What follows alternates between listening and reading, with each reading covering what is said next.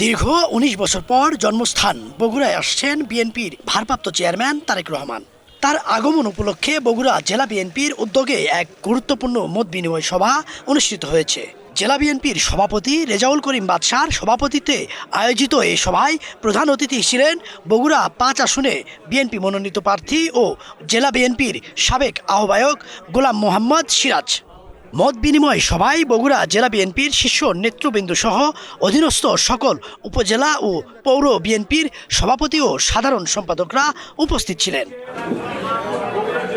তারেক রহমানের আগমন ঘিরে বগুড়া জেলা বিএনপির নেতাকর্মীদের মধ্যে ব্যাপক প্রস্তুতি ও উৎসাহ লক্ষ্য করা গেছে। সভায় বক্তারা বলেন, বিএনপির ভারপ্রাপ্ত চেয়ারম্যান তারেক রহমানের আগমন শুধু বগুড়া নয়, বরং উত্তরাঞ্চলের রাজনীতিতে নতুন গতি সঞ্চার করবে। বগুড়ার মানুষ যে কিভাবে প্রস্তুতি নিচ্ছে আপনারা দেখবেন, যে তাদের যে গাছের অবশিষ্ট ডাল সেটাকে তারা কেটে ফেলছে, পরিষ্কার করছে, রাস্তাঘাট পরিষ্কার করছে, সংস্কার করছে, তারা বাড়িঘর রং করছে। তারেক রহমান 11 তারিখে বগুড়ায় আসলে লক্ষ লক্ষ জনতা, মা বোনেরা তাকে ফুলের শুভেচ্ছা জানাবে ইনশাআল্লাহ। এই সময় সভাপতির বক্তব্যে জেলা বিএনপির সভাপতি রেজাউল করিম বাদশা বলেন, তারেক রহমানের নেতৃত্বে বিএনপি আজ নতুন করে সংগঠিত হচ্ছে। তারেক রহমান আসবে বগুড়ায়, এটি আমাদের জন্য শুধু না, বিএনপি নেতাকর্মীদের জন্য শুধু না, বগুড়াবাসীর জন্য একটা সুসংবাদ, আনন্দের সংবাদ। নির্বাচনের কিছু আচরণবিধি, যেহেতু নির্বাচন আমাদের শিডিউলের মধ্যে আমরা আছি, সেই নির্বাচনের কিছু আচরণবিধি রয়েছে।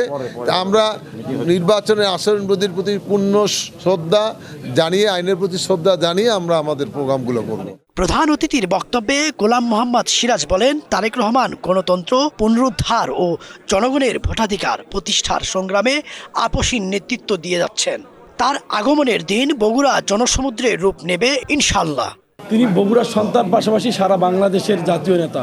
সেক্ষেত্রে বগুড়াবাসী তো থাকবেই, আর বগুড়াকে উপলক্ষ করে উত্তরবঙ্গের ম্যাক্সিমাম জেলায় কিন্তু বগুড়ার দিকে তারা কিন্তু আসবে।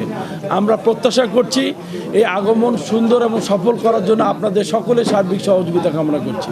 দীর্ঘকাল পর দলের ভারপ্রাপ্ত চেয়ারম্যান তারেক রহমান নিজ জন্মভূমিতে আসার কথা জানিয়ে বগুড়া জেলা যুবদলের সাধারণ সম্পাদক আবু হাসান বলেন, ঘরের ছেলে ঘরে ফিরছেন। বগুড়া আগমন উপলক্ষে ইতিমধ্যে আমাদের বগুড়া জেলা বিএনপির আজকের এই মিটিং চলছে, কেমন করে তাকে বরণ করে নেওয়া হবে। এবং আমাদের জানেন 12 তারিখে আমাদের গণদোয়ায় তিনি উপস্থিত থাকবেন, নিজের সশরীরে তিনি উপস্থিত থাকবেন আলতাবনিসা খেলার মাঠে।